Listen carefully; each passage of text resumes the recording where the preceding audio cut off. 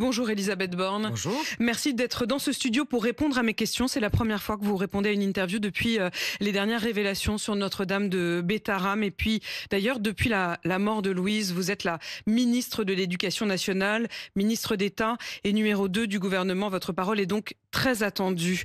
Ma première question, elle est tout simplement sur Notre-Dame de Bétharram. Plus d'une centaine d'anciens élèves qui dénoncent des abus s'étalant sur un demi-siècle, des agressions sexuelles répétées, des châtiments corporels, des humiliations.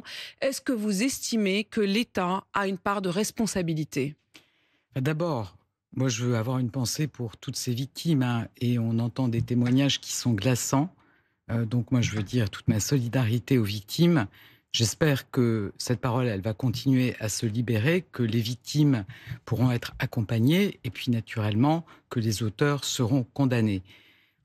Évidemment, on peut se dire que l'État n'a pas été au rendez-vous sur ce dossier et c'est difficile de comprendre comment on n'a pas réagi plus tôt. Donc c'est pour ça qu'il faut qu'on agisse en renforçant les contrôles.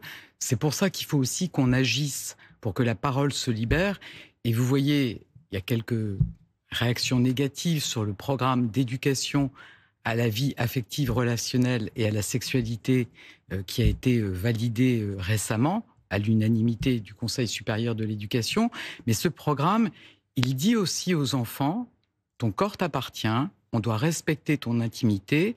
Si un adulte a un comportement qui n'est pas normal vis-à-vis de toi, tu dois avoir une personne de confiance. Et puis, dans tous les établissements qui accueillent des jeunes, on doit afficher le numéro sur l'enfance en danger, le 3919. Donc voilà, il faut tout faire pour que ça puisse pas se reproduire. Il y a beaucoup de choses dans votre première réponse, Elisabeth Borne. Vous avez dit l'État n'a pas été au rendez-vous. Je vous pose la question encore un peu plus loin. Est-ce que l'État a une responsabilité à ne pas avoir alerté? Enfin, je pense qu'on était dans une période où, vous savez, et ça a été pointé par un rapport de 2 députés au début de l'année 2024, il n'y a pas assez de contrôle sur notamment les établissements Mais en privés sous l'occurrence, contrat. il y avait eu un contrôle. Il y a eu un contrôle après la première plainte. Le contrôleur lui-même, l'inspecteur lui-même reconnaît aujourd'hui s'être trompé, être passé à côté. Mmh. L'inspection, le rapport d'inspection qui concluait qu'il n'y avait pas de problème majeur, Mmh. outre un problème sur un élève. Mmh.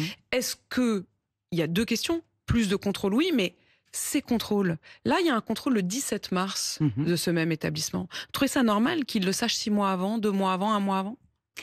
Alors, les contrôles, ils sont annoncés à l'avance parce que vous savez, il y a plusieurs choses qu'on doit contrôler. Quand on est dans un établissement privé sous contrat, on doit contrôler notamment l'utilisation des financements. Donc, on demande à l'établissement de se préparer pour fournir toutes les pièces. Et ensuite, effectivement, on doit organiser et préparer le contrôle. On n'est pas la police, on n'arrive pas à l'improviste, on doit organiser le contrôle dans l'établissement. Mais je vous dis, c'est pas. Enfin, je crois que ça doit aller de pair aussi avec une culture à développer pour que si un personnel de l'établissement voit quelque chose, il fasse un signalement au procureur. Ça doit aller de pair aussi avec le fait que les enfants puissent se rendre compte quand ils subissent des traitements qui ne sont pas normaux. Mais on va revenir là-dessus parce que tristement, des signalements, il y en avait eu en l'occurrence. Mais Elisabeth Borne, vous ne considérez pas, vous, qu'il faille avoir, en plus de ces contrôles annoncés, des contrôles inopinés beaucoup plus fréquents? Ah, je pense que ça peut se faire aussi si on est alerté, qu'il puisse y avoir une inspection pour le coup. Là, vous savez.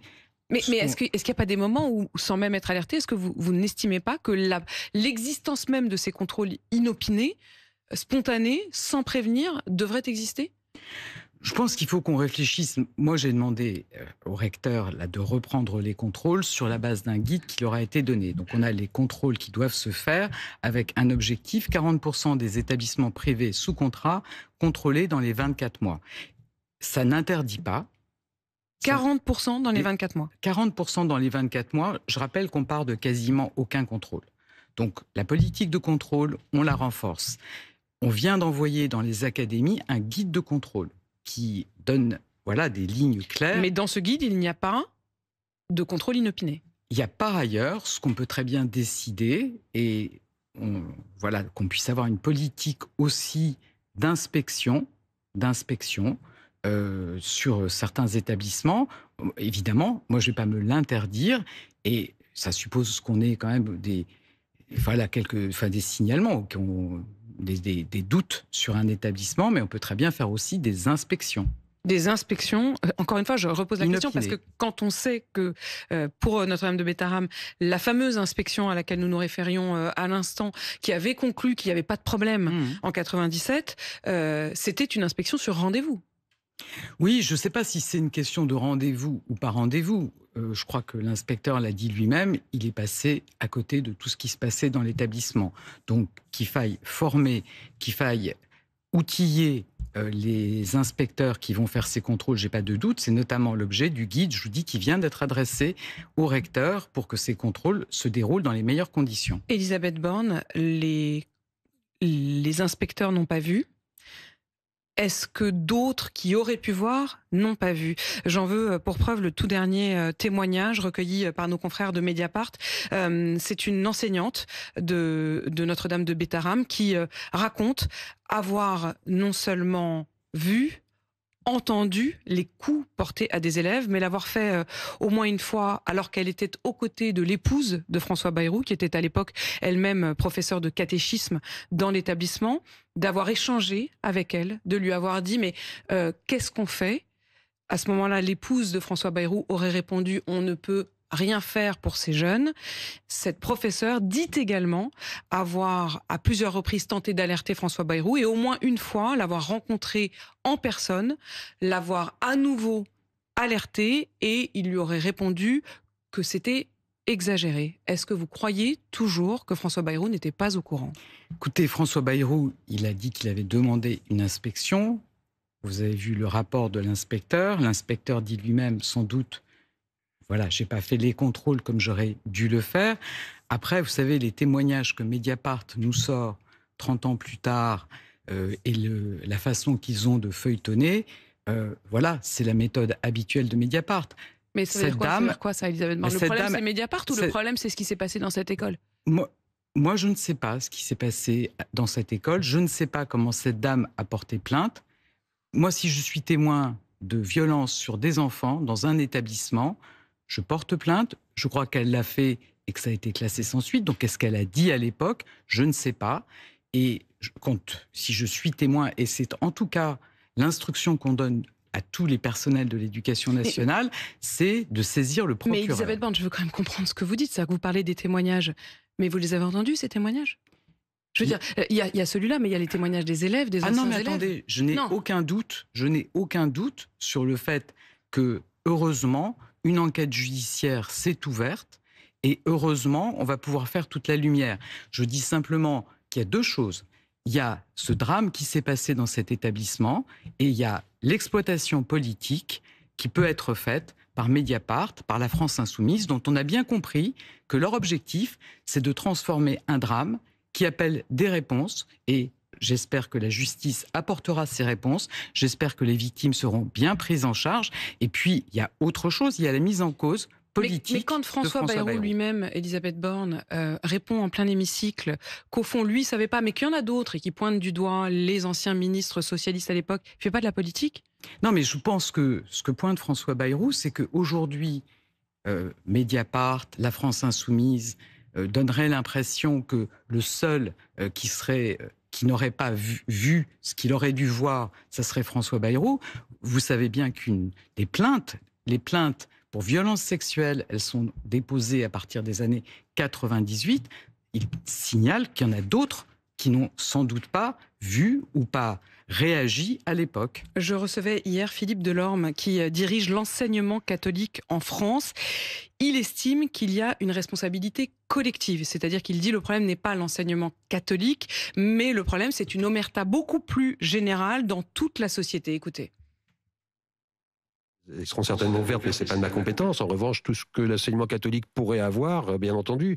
Mais je n'ai pas annoncé. On m'a posé la question de savoir si, ben oui, bien entendu, si la justice a besoin d'avoir accès à des archives, pour peu qu'on en ait, parce que j'en sais absolument rien à l'heure où je vous parle, on donnera des archives. Mais ça m'étonnerait fort qu'il y ait grand-chose, parce que les informations comme celle-là ne pouvaient pas remonter, à mon avis, à l'époque, jusqu'au secrétariat général. Aujourd'hui, la chose est un peu différente, mais à l'époque, je ne pense pas. Il dit qu'il ouvrira donc les archives nationales. Il dit aussi qu'effectivement, ce n'est pas que le problème et la responsabilité de l'Église catholique, mais une responsabilité collective. Est-ce que vous estimez, vous, que l'enseignement catholique, en particulier, doit faire le ménage et a une forme de responsabilité ? Enfin, moi, je ne vais pas cibler l'enseignement catholique. Je dis que dans les établissements, dans les écoles, les collèges, les lycées de l'éducation nationale, les règles sont très claires. Si jamais on a un signalement de violence sur des enfants, sur des élèves, a fortiori de violences sexuelles, la personne mise en cause fait l'objet d'une suspension à titre conservatoire et on fait un signalement au procureur. Donc je pense que c'est important que tout le monde adopte ce mode de fonctionnement. Avez-vous envisagé de rompre le contrat d'association entre l'État et Notre-Dame de Bétharram ? Écoutez, on fait un contrôle et c'est en fonction de ce qui sera vu lors de ce contrôle qu'on verra si on doit maintenir ou pas ce contrat. Y a-t-il eu des conséquences sur certains contrôles ? On sait que le rapport d'inspection sur le collège Stanislas à Paris, par exemple, avait eu des conclusions extrêmement critiques. Est-ce qu'il y a eu des conséquences ? Est-ce qu'il y a eu des décisions qui ont été prises depuis ? Enfin, je pense qu'à chaque fois qu'on fait un contrôle, on peut pointer un certain nombre de faits qui nécessitent des mesures correctrices et on s'assure que les mesures sont prises.